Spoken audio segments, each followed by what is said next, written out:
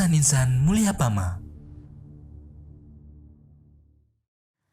Bismillahirrahmanirrahim. Assalamualaikum warahmatullahi wabarakatuh. Alhamdulillahi rabbil alamin.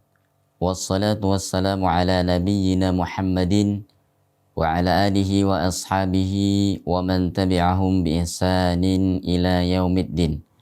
Allahumma anfa'na bima 'allamtana wa 'allimna ma yanfa'una wa zidna ilma.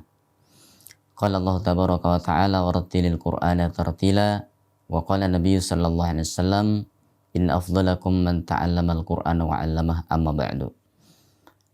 Para jamaah sekalian, para pemirsa yang dimuliakan Allah Subhanahu wa taala, alhamdulillah hari ini kita akan melanjutkan kembali pelajaran kita tentang huruf-huruf hijaiyah, di mana huruf hijaiyah berharokat fathah, kasrah, dan dhammah telah kita pelajari. Ketika kita menyempurnakan harokat dengan benar, ketika kita membaca setiap huruf sesuai dengan makhraj dan sifatnya, maka disitulah insya Allah kita akan mendapatkan bacaan Al-Quran sebagaimana yang diperintahkan Allah Subhanahu wa taala, warattilil Qur'ana tartila. Para pemirsa yang dimuliakan Allah, pada kesempatan kali ini sebagaimana yang tertulis di papan kita akan mempelajari huruf-huruf hijaiyah dalam keadaan sukun. Apakah itu sukun? Sukun secara bahasa adalah berhenti atau tenang, atau lawan daripada harokat. Jika harokat itu adalah bergerak, maka sukun ini adalah huruf yang berhenti. Sehingga untuk mengenali setiap huruf, baik secara makhraj maupun secara sifat, maka kita akan mengenali huruf-huruf tersebut dalam keadaan sukun. Baik, akan kita lihat dari huruf yang pertama, yaitu huruf hamzah. Ketika dalam keadaan sukun, maka hamzah akan terbaca ba. Ba dengan tekanan. Ba, tidak boleh ba. Karena jika kita membaca ba, maka yang dimaksudkan adalah huruf ini, yaitu huruf alif. Dan huruf alif itu tidak bisa terbaca kecuali dalam keadaan sukun. Sehingga ketika alif dalam keadaan sukun, dia akan menjadi huruf mad. Ba, ya, la, o, sa. Kemudian kita lihat huruf hamzah. Ketika dia dalam keadaan sukun, maka tekanan itu harus ada pada saat mengucapkannya. Contoh ba, ya, ta, ya, ja. Misalkan kita berikan contoh seperti ini supaya kita mudah mengenali huruf-huruf hamzah dalam keadaan sukun. Atau ketika dia dalam keadaan sukun dan sebelumnya adalah kasrah. Contoh bisa, jita. Maka di sini akan kita lihat ya contoh-contoh tersebut. Kemudian huruf yang kedua, ba. Dalam keadaan sukun, maka kita baca bab, bab dengan pantulan, karena ba memiliki sifat qalqalah atau memantul pada saat diucapkan. Bab, bib, bub, ab, ib, ub. Seperti itu. Kemudian huruf yang selanjutnya adalah huruf ta. Mirip dengan huruf ba, namun ia memiliki 2 titik di atas. Ketika dalam keadaan sukun kita membaca bat, bat. Kesalahan yang sering terjadi ketika mengucapkan huruf ta dalam keadaan sukun, membacanya mirip dengan huruf qalqalah. Contoh, bat. Ini tidak benar. Atau bat. Kita tidak boleh memisahkan antara ujung lidah dengan pangkal gigi seri atas. Kenapa para jamaah sekalian? Karena jika kita memisah, contoh seperti yang baru saja kita ucapkan, bat. Itu akan menjadi huruf qalqalah seperti bab. Maka tidak boleh. Cukup kita baca bat. Seperti itu. Tanpa memisahkan. Bit, but, at, it, ut. Itu cara mengucapkan huruf ta dalam keadaan sukun. Kemudian huruf fa. Dalam keadaan sukun, kita baca seperti ini. Bath, bith, buth, ya.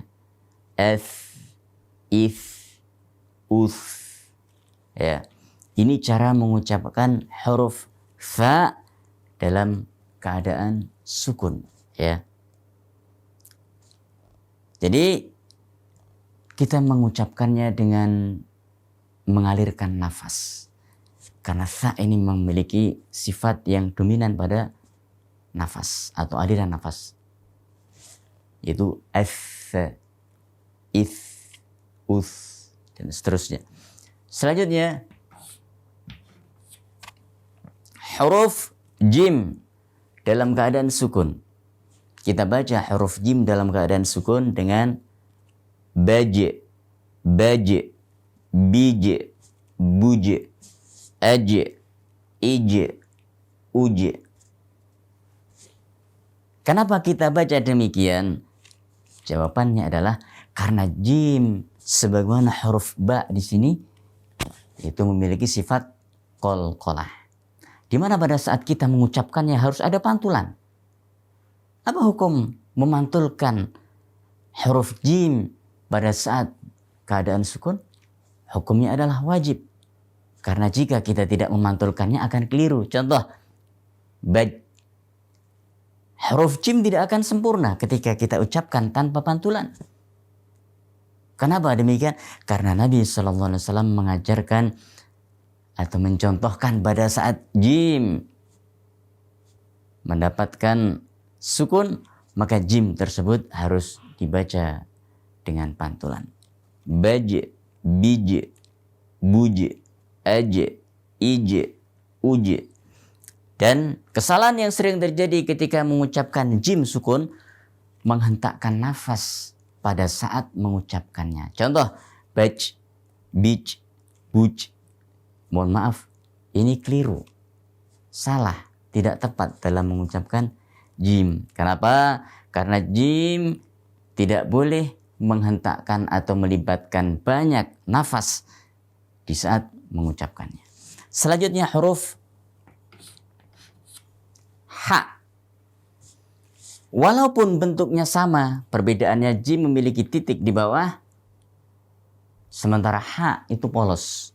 Tidak memiliki titik di bawah maupun di atasnya. Dan huruf ini dominan dengan mengalirkan nafas pada saat mengucapkannya. Contoh, bah, bih, buh, ah, ih, bukan bah, bih, buh. Nah, maka ini kurang. Bah, mengalir. Kenapa? Karena ha adalah huruf rokhawah yang insya Allah akan kita bahas pada kesempatan tentang pembahasan sifat-sifat huruf. Sehingga dia bertumpu pada suara. Selanjutnya huruf kha. Kita perhatikan jim, ha, kha. Ini sama. Perbedaannya di mana? Di titiknya. Jim titik di bawah, kha titik di atas, ha itu polos tanpa titik. Cara membacanya adalah kha. Di dalam bahasa Indonesia, kita mengucapkan dengan vokal O. Kenapa dengan vokal O? Jawabannya adalah karena kha adalah salah satu huruf tebal.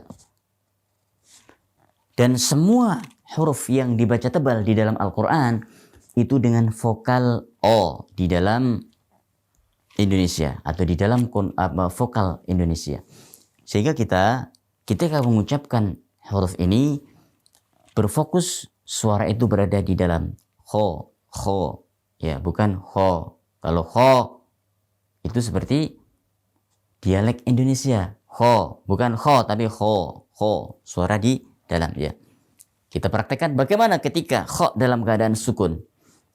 Ho, khi, hu, bekh, bih, buh, bekh. Kita perhatikan sedikit mulut kita ya. Bekh, bukan bekh.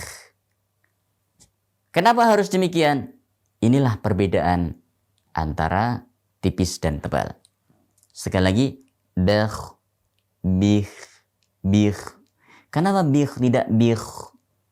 Jawabannya, karena kho ketika diawali dengan kasrah dan dia dalam keadaan sukun, maka nilai ketebalannya itu sangat berkurang drastis. Sehingga tinggal sangat kecil sekali nilai ketebalannya. Kemudian buh, seperti itu. Selanjutnya huruf dal. Dal sebagaimana huruf ba dan huruf jim memiliki sifat qalqalah atau wajib dipantulkan pada saat dia dalam keadaan sukun. Dan dal termasuk huruf yang kuat di dalam Al-Quran. Sehingga tidak boleh ketika kita mengucapkan dal dalam keadaan sukun dengan hentakan nafas. Atau berharokat juga tidak boleh menghentakkan nafas. Contoh kesalahan yang sering terjadi dalam mengucapkan dal adalah bad atau bad. Ini tidak boleh. Bad. Tidak boleh ada hentakan nafas. Bad, bid, bud, bad, bid, bud, ad, id, ud. Ini cara mengucapkan dal. Selanjutnya dal. Pemirsa sekalian, antara huruf dal dan zal sama persis. Perbedaannya adalah untuk zal ada titik di atasnya. Coba kita merujuk kembali huruf hijaiyah yang sudah kita pelajari. Maka di sana disebutkan bahwasanya zal dan dal ini memiliki kemiripan atau sama persis, perbedaannya pada titik yang di sini. Bagaimana cara mengucapkannya dalam keadaan sukun? Sama seperti dal, tidak boleh menghentakkan nafas, namun zal sifatnya adalah ringan atau lunak, sementara dal sifatnya kuat. Kita baca bagaimana? Bad, bid, bud, ad, id, ud. Dia mengalir pada suaranya, bukan ad, id, ud, tapi ad, id, ud. Kenapa? Nanti akan kita jelaskan di dalam sifat huruf. Ini adalah huruf yang rokhawah. Kemudian ro. Ro dan zai. Bentuknya sama. Perbedaannya adalah pada titik. Ro tidak memiliki titik. Zai memiliki titik. Bagaimana mengucapkan ro dalam keadaan sukun? Ro dalam keadaan sukun ini memiliki dua hukum.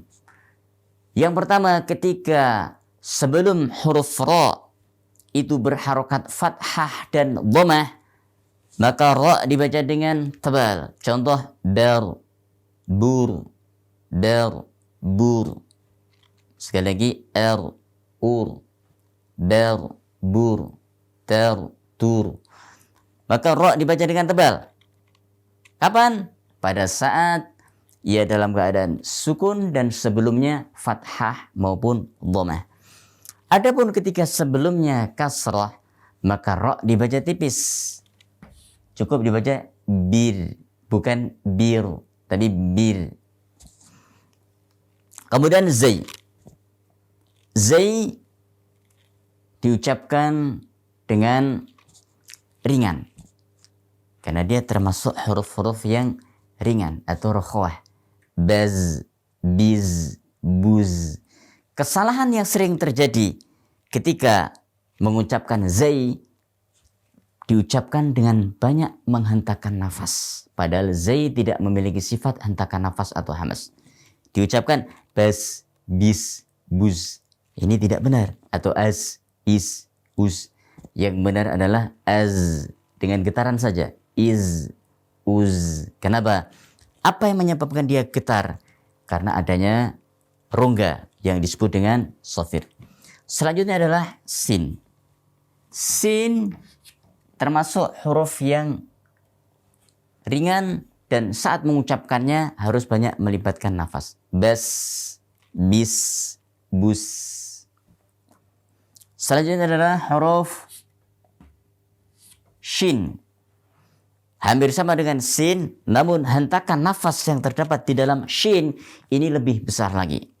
Karena ia memiliki sifat tambahan selain hamas, yaitu sifat tafashi. Kita ucapkan bash, bish, bush. Bash, bish, bush. Selanjutnya adalah sod. Huruf sod diucapkan dengan tebal. Antara sod dan sin memiliki tempat yang sama. Walaupun sama tapi sifatnya berbeda. Sehingga bisa dikatakan bahwa sod adalah huruf sin yang diucapkan dengan tebal. Perbedaannya di mana? Pangkal lidah sod harus diangkat. Ya, bels, bels. Adapun sin, bes. Bis, bis. Adapun sin, bis. Bus. Dan seterusnya. Els, is, us. Kemudian bod. Termasuk huruf yang ringan, namun ia memiliki sifat tebal dan sifat istitolah atau yang memanjang. Sehingga kita membacanya bel, bil, bud. Tidak cukup kita baca bel, bil, bud, tapi mengalir dia. Bel, bil, bud. Seolah ada suara mengalir. Itulah yang disebut dengan istitolah. Sifat pada bud. Kemudian huruf ta. Hampir mirip dengan huruf ta. Namun dia sifatnya adalah tebal dan kuat. Para ulama mengatakan bahwa huruf ta adalah huruf yang terkuat di dalam Al-Quran. Kita bacanya delta, bita, buta, eta, ita, uta, dan seterusnya. Selanjutnya huruf dha, yaitu huruf ta yang memiliki titik. Kita membacanya dengan sedikit getaran karena ada kemiripan dengan huruf dzal. Ya. Jika dzal ini hurufnya tipis, dha hurufnya tebal. Kita baca bel, bil, bul, bel, bil, bul, la, dan seterusnya. Kemudian ain. Cara mengucapkannya pada saat dia sukun, pangkal lidah harus ditekuk. Ba', bi', bu', dan seterusnya. Na'budu. Kemudian ghain. Dalam keadaan sukun, maka kita membaca harus berhati-hati. Karena ghain ini mirip dengan kha. Kha diucapkan dengan menggetarkan dan disertai aliran nafas. Bakh, bikh, bukh. Adapun ghain tidak. Bel, bil, bu, atau bel, bil, bu. Seandainya ketika mengucapkan ghain disertai nafas, maka ia akan berubah menjadi kha. Contoh, bakh, bikh, bukh. Nah, maka akan meleset pada huruf yang lain. Maka kita harus perhatikan, ghain tidak boleh menyertakan hentakan nafas pada saat mengucapkannya. Dan kesalahan yang sering terjadi pada saat ghain sukun seringkali diqalqalahkan. Ghairil maghdubi. Ini tidak boleh. Maghdubi. Kemudian fa. Cara mengucapkannya baf, bif, buf, f, if, uf. Ya. Kemudian qaf. Cara mengucapnya dalam keadaan sukun. Kita baca baqa, biqa, buqa, ya. Iqa, iqa, uqa. Selanjutnya kaf. Cara mengucapkan huruf kaf dalam keadaan sukun hampir mirip mengucapkan huruf ta. Jika ta kita ucapkan bats, bats, bits, buts, maka kaf pun juga kita ucapkan demikian. Bak, bik, buk. Bukan bak, bik, buk. Kenapa? Karena jika demikian maka akan menyerupai qaf, yaitu huruf qalqalah. Selanjutnya huruf lam. Ketika dalam keadaan sukun. Bal, kalla, bal, bal. Ya. Huruf lam adalah huruf yang kedudukannya baina wa baina, yaitu huruf yang tidak terlalu kuat dan tidak pula terlalu ringan. Sehingga kita mengucapkannya bal, tidak tertumpu pada makhraj dan tidak pula bertumpu pada suara. Selanjutnya adalah mim. Ketika dalam keadaan sukun, maka ada suara yang mengalir di hidung. Itulah yang disebut dengan gunnah. Contoh, bam, am, im, Jika kita menutup hidung kita pada saat mengucapkan mim, maka tidak sempurna.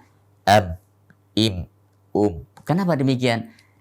Karena ia memiliki gunnah. Selanjutnya adalah nun. Sebagaimana mim, nun juga memiliki gunnah. An, in, un. Coba kita sebentar menutup hidung pada saat mengucapkannya. An, in, un. Tidak sempurna. Kenapa?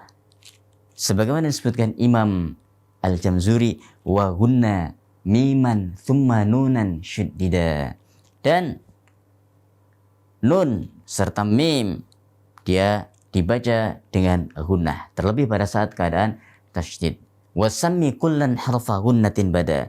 Dan kedua huruf tersebut para ulama menyebutnya dengan harfa gunnatin bada, kata Imam Al-Jamzuri, yaitu huruf gunnah yang sangat jelas. Selanjutnya adalah huruf waw. Huruf waw ketika dalam keadaan sukun, dia memiliki dua keadaan. Yang pertama, ketika huruf waw diawali dengan dhammah, maka dia menjadi huruf mad. Contoh, wa fumiha wa qulu. Namun ketika diawali dengan fathah ataupun kasrah, ya, maka dia tidak lagi menjadi huruf mad, namun dia menjadi huruf wawu dalam keadaan sukun yang disebut dengan lin. Contoh, yaw, maliki yaw, bukan maliki yu, bukan, tapi yaw, atau aw, atau baw misalkan. Kemudian ha, ketika dalam keadaan sukun maka akan mengalir pada nafas, bah, bih, buh, dan seterusnya. Kemudian sebagaimana huruf wawu, huruf ya pun juga demikian. Jika huruf ya sukun diawali dengan kasrah, maka dia akan disebut dengan huruf mad. Contoh, waqila, waji'a, ya, dan wafihi misalkan, atau fiha, maka dia menjadi huruf mad. Namun ketika huruf ya sukun diawali dengan fathah seperti ini, maka dia akan menjadi huruf lin sebagaimana huruf wawu, ya. Contoh, ketika kita membaca huruf ghairil ya, khoy ya. Dan selain daripada contoh-contoh tersebut, ketika huruf ya diawali dengan fathah, maka dia menjadi huruf lin. Para jamaah sekalian, demikian pelajaran kita hari ini yang berkaitan dengan huruf-huruf hijaiyah dalam keadaan sukun. Semoga Allah memberikan manfaat dan memberikan kemudahan bagi kita untuk mempelajari Al-Quran ini. Wallahu a'lam bishawab. Subhanakallahumma bihamdika asyhadu an la ilaha illa anta astaghfiruka wa atubu ilaik. Assalamualaikum warahmatullahi wabarakatuh.